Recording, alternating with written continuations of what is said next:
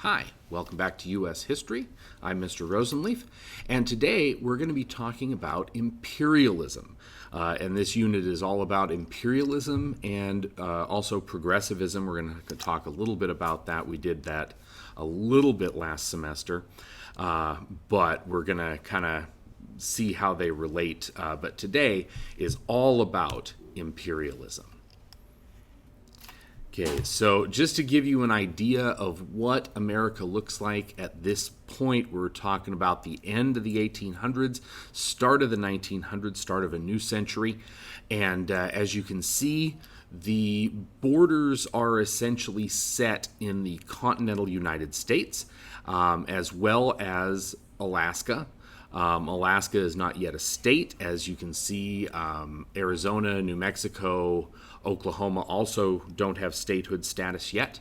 Hawaii, we're going to say it's complicated, and that would be the Facebook status, and we'll talk about that coming up a little bit today, but I'll tell you the whole story coming up here.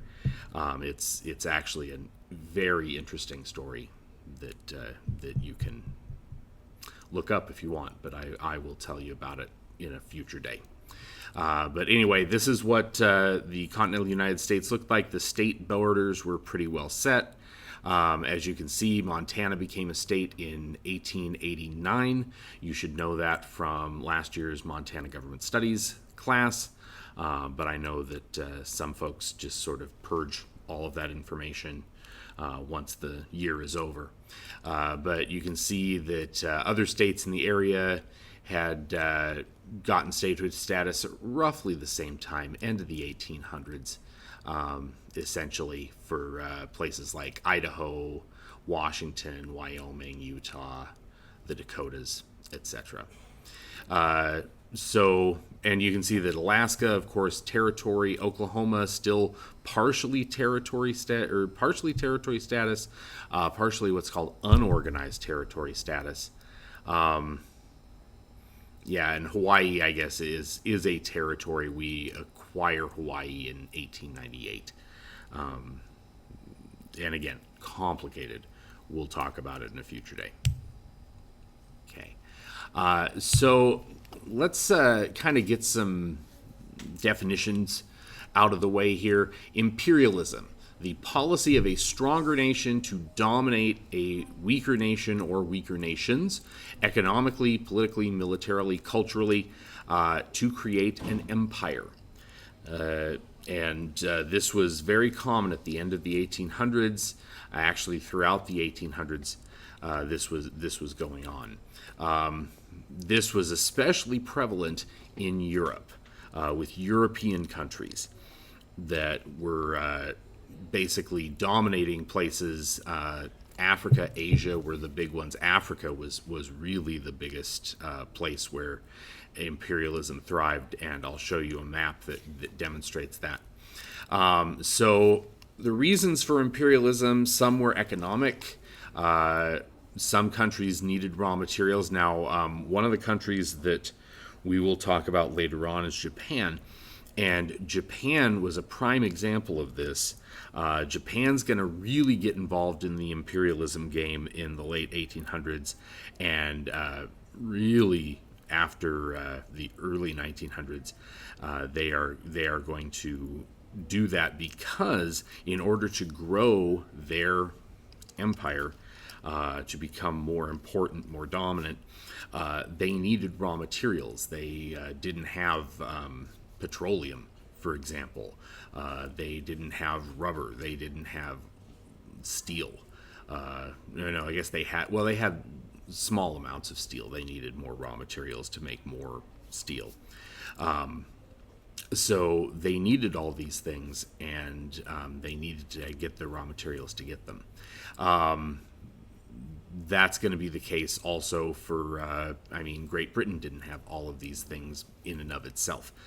They were going to need to go and get an empire to get certain raw materials. And a lot of these raw materials come from places in the world that are not particularly well developed, at least compared to the nations of Europe compared to the United States. These places were, we'll say, antiquated. They were doing fine in and of themselves, but there was this idea that European nations needed what they had. There was also this belief in what's known as nationalism. You may have heard this term bandied about recently in current political discourse. But this is the belief that one's nations, its goals, its ideals, its values are superior to any other nation. And this was increasingly common, that this idea that we British really know how to live, and we need to teach the rest of the world how to live like we do. And sure, they go in and they pave roads and they create constitutional democracies, but were things that bad before you showed up? Were they, people weren't dying? So imperialism could be a little problematic. Okay, so again, imperialism, stronger nation dominating weaker one, and this can be in many different ways.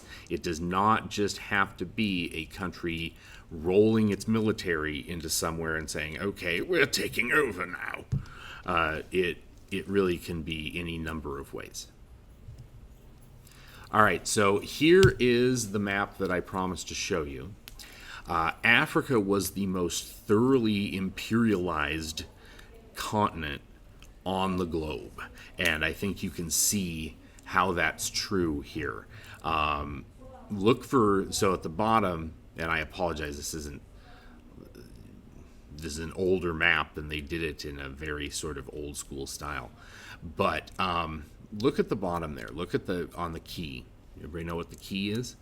And the bottom, it says independent. Now find that color.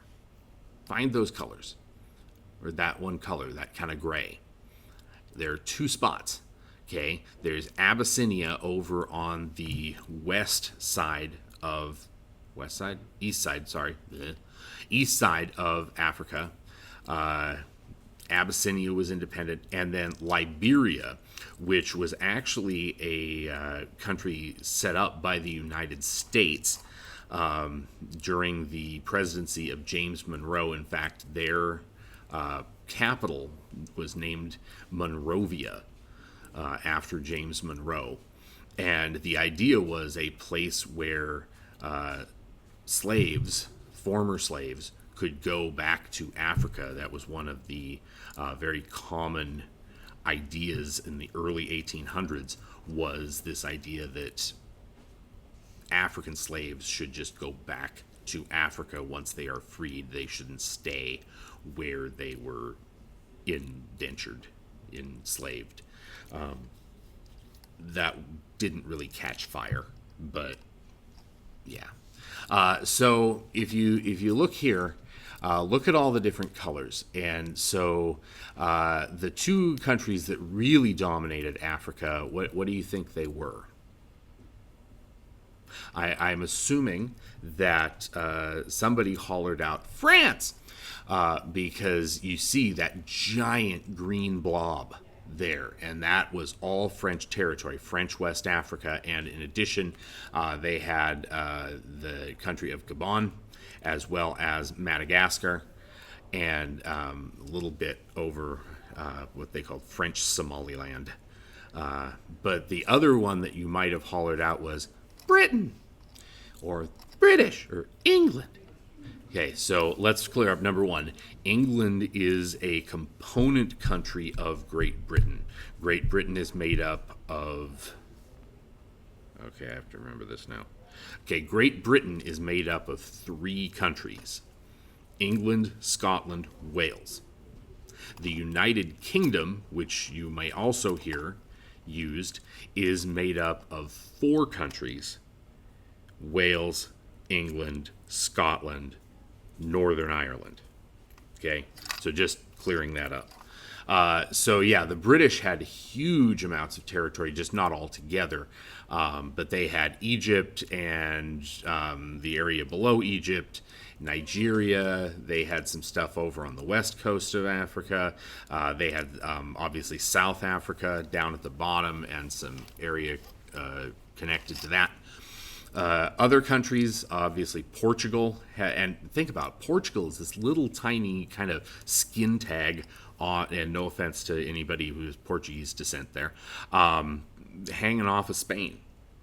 And they have huge amounts of territory. I mean, just look for that kind of orangey color there, and they have way more territory in Africa than they have in Europe. Same is actually for the British. Italy has big amounts of territory in that area. Belgium's this little tiny. Belgium's another, and no offense again to anybody who's Belgian, little skin tag hanging off of France. And they have this huge area in the center of Africa called the Belgian Congo. And they rule that with an absolute iron fist. Brutal repression. Spain, even at this point, Spain still had African territory, despite the fact that everywhere else in the world they were basically kind of running out of territory. They're going to lose a war to the United States here coming up. So yeah, you can see that Africa is thoroughly colonized. And this map just shows you the rest of the world, where you can see that big chunks of the world, you can see one country in particular just dominates various parts of, I mean, a whole continent in the case of Australia, a subcontinent in the case of India, good third of North America with Canada. The British are thoroughly dominant throughout the world, but you can see other countries are doing this as well. The Netherlands, I mean, the Netherlands is a little tiny country in Europe, and they have a huge, I mean, look, they are controlling what we think of today as Indonesia. So it's, yeah, this is an imperial game, and the countries primarily of Europe, but I mean, look at Japan is expanding in Asia. The United States is involved in this as well. So, yeah, lots of territory being kind of gobbled up here. Okay, now here's the time you're going to pause the video and you're going to have a little discussion. So first with your neighbor and then with the rest of the class, I want you to tell me, what is imperialism? Why do you think did European nations primarily engage in imperialism? And did the United States participate in imperialism? So go ahead and pause the video here and have a discussion. Great job. I'm sure there were some awesome responses that I would have heard if I was here. All right, so let's talk about economic imperialism. So this was something that you didn't even necessarily need a whole country to engage in imperialism. Corporations, companies could engage in imperialism all by themselves. And one of the best examples of this was the United Fruit Company. And American fruit companies in general did this, but the United Fruit Company in general was a huge imperial player in Central and South America. This is where we get the term banana republic, because the American appetite for bananas was massive, and countries that grew bananas were incredibly valuable to American corporations like the United Fruit Company. And so the United Fruit Company would go in and they would basically dominate the economy of these small countries that really didn't have a lot going on economically, except they had bananas and other exotic fruit that Americans wanted to eat. And so these fruit companies like the United Fruit Company would go in and just completely take over the economies of these countries. Another example of this is actually from like the Dole Company, which we'll hear that name when we talk about Hawaii. But that company as well was engaged in that in areas like Hawaii. They were not quite as dominant as the United Fruit Company was, but they were still very, very important and influential in those areas. You had nationalistic imperialism. Nationalism, remember, is the belief that one's nation is superior to any other nation. And the primary engager of this was certainly the British, but the French did the same thing. There was this belief that they needed to go and teach these, and they would have said poor little brown people, how to basically live properly. That they shouldn't be wandering around in loincloths and no shoes and all of this. They need to wear proper attire. They need to have ties on. They need to have shoes on their feet, and they need to have a particular type of government. This cartoon really shows off everything that the British had. England, Ireland, you can see it's a little hard to read. It's an old cartoon, but I mean, everything. Africa, Canada is a big part of it. India was considered like the crown jewel of the British Empire. So you can kind of see, Gibraltar. The Rock of Gibraltar is at the southern tip of Spain, and it controls access to the Mediterranean Sea. And the British have controlled it for a long time. And this just to give you an idea of the scope of the British Empire. They are all in red there. So you can really say the saying was that the sun never set on the British Empire. Now this has diminished tremendously since World War II. And after World War II, a lot of these areas will kind of demand independence or sort of quasi-independence in the case of places like Australia and Canada, New Zealand. But in places like India and the African countries, they demand even more independence, although some of them still recognize formerly Queen Elizabeth, now King Charles, as their head of, their kind of ceremonial head of the country. They have a government that makes their own decisions, but like King Charles or actually Queen Elizabeth probably still on their money in a lot of cases. So Okay, so another discussion. Please pause the video and talk about in what parts of the world was imperialism most felt. Which country had the largest and most widespread empire on the planet? And then finally, do you think companies engage in imperialism today? How so, and which companies? So go ahead and pause the video and have a little discussion. Great job. I'm sure there were some awesome responses there. I'm very proud of you. Okay, so last thing we're going to talk about here is military imperialism. And one of the countries that engages in this is actually the United States. Now, a lot of them do. And a lot of these things are actually tied together. You have nationalistic imperialism and military imperialism really hand in hand. But even economic imperialism often came with troops from that country sort of imposing that and enforcing that on other countries. Even in the case of the American economic imperialism, you had American troops willing to step in and protect American corporate interests in that regard.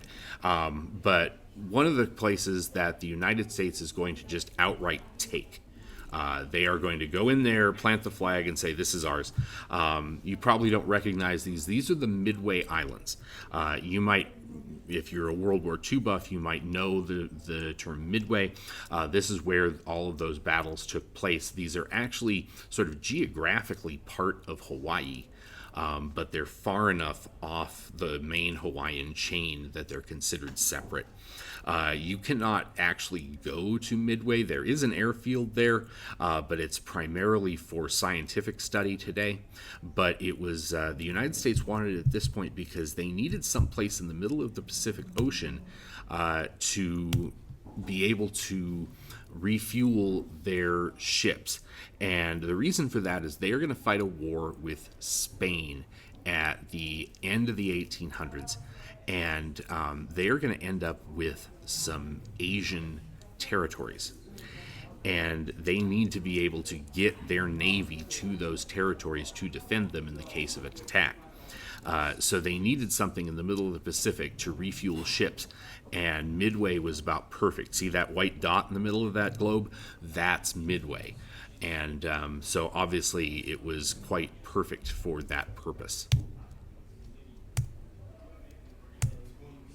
Another place where economic and military is going to combine is actually opening Japan. So Japan will eventually become an imperial power in and of themselves.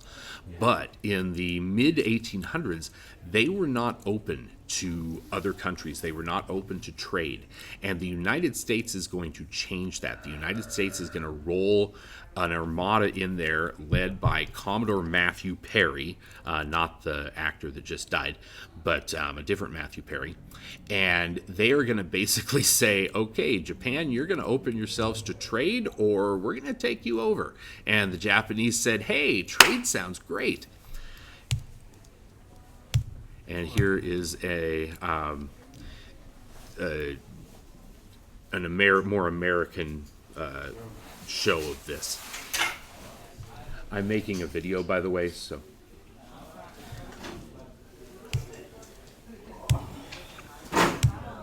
The United States, by the end of the 1800s, is going to have a modern navy. The Spanish-American War will actually be the last war where any of the fighting is done by wooden ships, and the Spanish are going to get absolutely annihilated. But the United States is going to have these modern ships made of metal side steel sides. And one of the big proponents of this is actually Theodore Roosevelt. Roosevelt will actually continue to modernize the Navy after the Spanish-American War once he becomes president. And he paints all of the ships white. And he sends them around the world. And Congress was opposed to this. Congress said, you shouldn't do this. We're not going to pay for this. And so Roosevelt ordered them halfway around the world. And he said to Congress, well, they're there now. You either need to pay to have them finish the tour around the world or pay to bring them home. Otherwise, they're going to be stuck in I think he sent them to the Philippines or something. And they're going to be stuck there. So Congress ended up having to go along with this sort of small power grab by the executive to control the U.S. Navy. Navy is very important for imperial nations because if you're going to conquer lands far away from you, you need a navy in order to kind of enforce your power. If you're conquering lands close to you, navy isn't so much important unless they're across a lake or something. And then finally we get to religious and racial imperialism. And most imperialism did have a racial component to it, also had a religious component to it. A lot of these countries, once they were in there with their troops, they were also sending priests, nuns, etc., ministers to missionaries to try and convert the native population to Christianity. One of the places where this is going to happen, and it actually starts happening in the I think late 1700s, was in Hawaii. And it's not the United States government. It is a missionary group in the United States based out of Massachusetts, I do believe, that are going to start sending missionaries to Hawaii. At first, they were not greeted very kindly, but pretty soon they are going to sort of incorporate themselves. They are going to offer to teach the nobility how to read English, and it sort of goes from there. And this is a picture of a missionary preaching underneath these big Hawaiian trees. I don't remember the name of the trees, but these trees no longer exist. Oh, the fukui groves. And these trees no longer exist in Hawaii because they've all been chopped down to make way for fields to grow coffee and raise cattle and do all of the things that good states do. You looking for me? What do you need? What do you need? Oh, yeah, sit on this side. Thank you. Sorry, just finishing up a video. Okay, so the United States does engage in imperialism early on, but we call that manifest destiny, which was the belief that the United States gets to overspread the continent, sea to shining sea. There was even a belief at one point that we should take over Canada and the areas that Canada and the United States were sort of conflicted over, that we should take over all of them, and maybe Mexico too. And so manifest destiny was kind of a big thing in the 1800s, and really it was a form of imperialism, because who was in these areas where white Americans were not originally? Native Americans, right? And obviously they are going to end up being dominated in all of these ways: militarily, nationalistically, economically, religiously, all of those things. So really, this was American imperialism just early on. Also, I mean, Alaska. Alaska was really nowhere near the continental United States, but there was an opportunity to take it, and we took it. So that was a form of imperialism as well. And just to show you how big Alaska actually is compared to the rest of the United States, it's quite massive. So great job. You finished this well. I'm sorry that I got a little loquacious there in the middle, but we finished it good. So I want you to start a new reflection document in Google Drive. You will use this throughout this imperialism and progressivism unit. So on that document, I want you to respond to the following. What is imperialism? Give me a good definition. If you need to go look that up, that's fine. But try to remember it. See if you type what you remember and then maybe go look. In what ways did stronger nations dominate weaker ones? Okay, so give me a few of those examples. Does America or any other nation engage in this behavior today? Okay, is this something we do today? And do you think imperialism is good? Why or why not? So go ahead and write that in your document. Maybe Mrs. Crawford, you maybe want to pause this so that they can get all of this down. I will put this in Google Classroom as well. But yeah, so there we go. Good job today. Thank you for your attention, and have a great day, and I will see you tomorrow.